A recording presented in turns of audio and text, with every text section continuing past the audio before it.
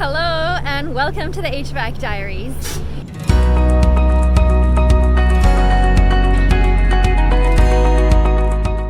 My name is Jessica and I'm a commercial and industrial HVAC apprentice. Today is a very miserable day. It's not raining, but it's been drizzling all day and my hair looks awesome. Today I'm going to take you through an HVAC maintenance. I have to do 5 of these maintenances. I've already done 2 on 2 units behind me, and I'm going to take you through the maintenance service that I do on this unit. After that, I have to take care of that guy, and then there's one across the hall there. The hall, there's 2 buildings, and one is on the other building. So, let's go. I did want to mention that I forgot to bring my tripod today, so we'll see how this goes. So the first thing I'm going to do is change the filters out of the filter spot. So there's my filters that I changed last time I was here, and I'm just going to take them out and put 2 new ones in. And before I put the new filters in, I'm just going to do a visual inspection on the evaporator just to see how dirty or clean it is.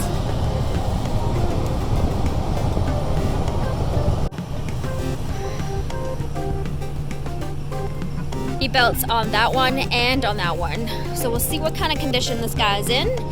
Then we'll open this one, and inside is going to be all the electronics and the controls where I can jump this unit out and see how it works. Let's go.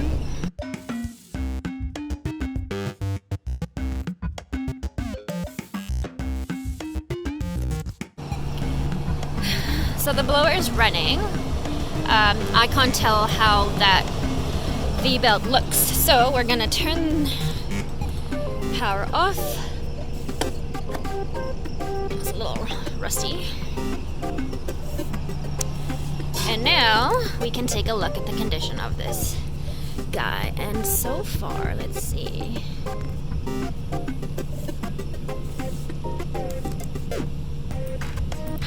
This one looks not bad. It's got no cracks. What's that? Tiny little crack. But I think that looks in good shape. I'm gonna leave that as is. Oh, it's a little loose actually. I'm gonna tighten that guy up, and how I'm gonna do that is I'm gonna loosen the bolts there and there, and there and there. I'm gonna loosen those bolts, push this whole motor down a bit, and then retighten the bolts. Okay, that looks much better, so turn it back on.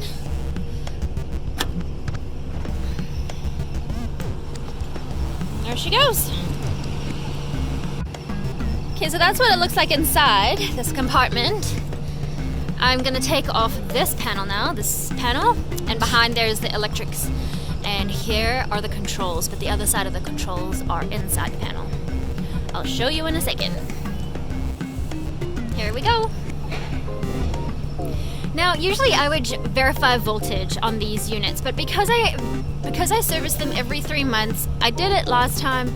I'm not gonna do it today because I'm probably gonna do it next week.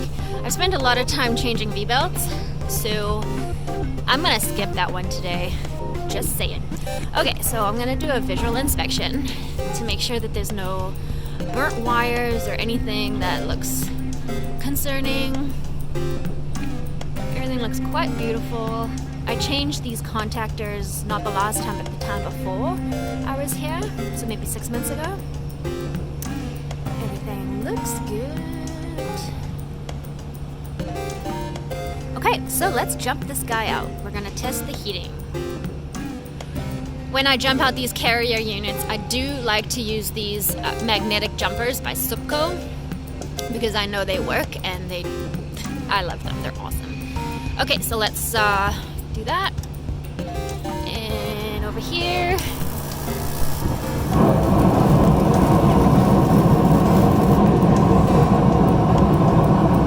Awesome. Beautiful. We'll let that run for just like 90 seconds or so. Also, while I'm here, I'm gonna check the cooling, because why not?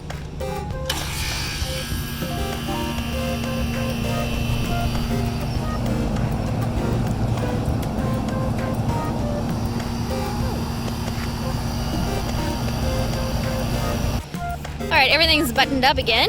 The last thing I'm gonna check on this guy before I leave today is the heat exchanger, which is just in this here.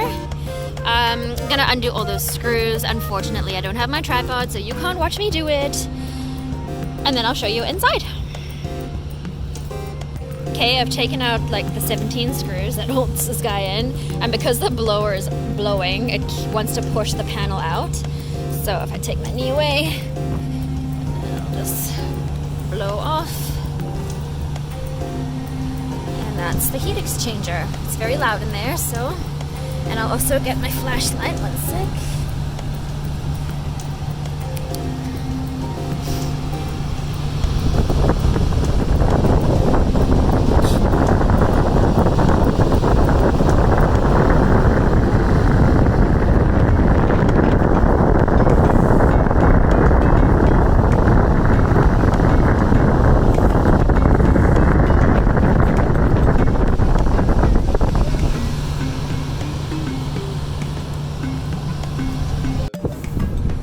What we're looking for on the heat exchanger is signs for any rust, but specifically any holes or cracks that have actually gone through the steel of the heat exchanger, because that is a risk for carbon monoxide poisoning.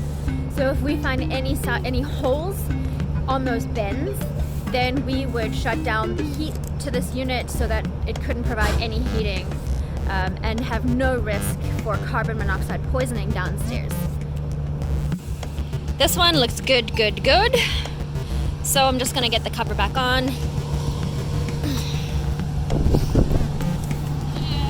Hold it with my knee.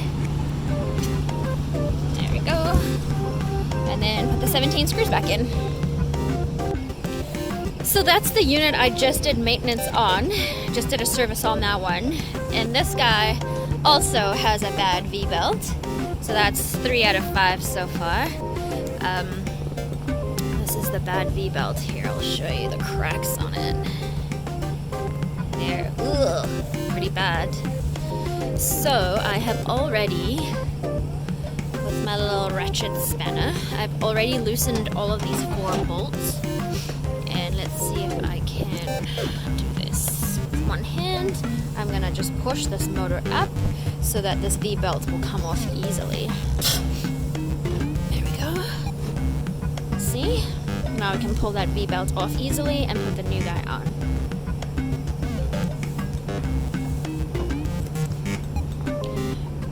Garbage. New guy.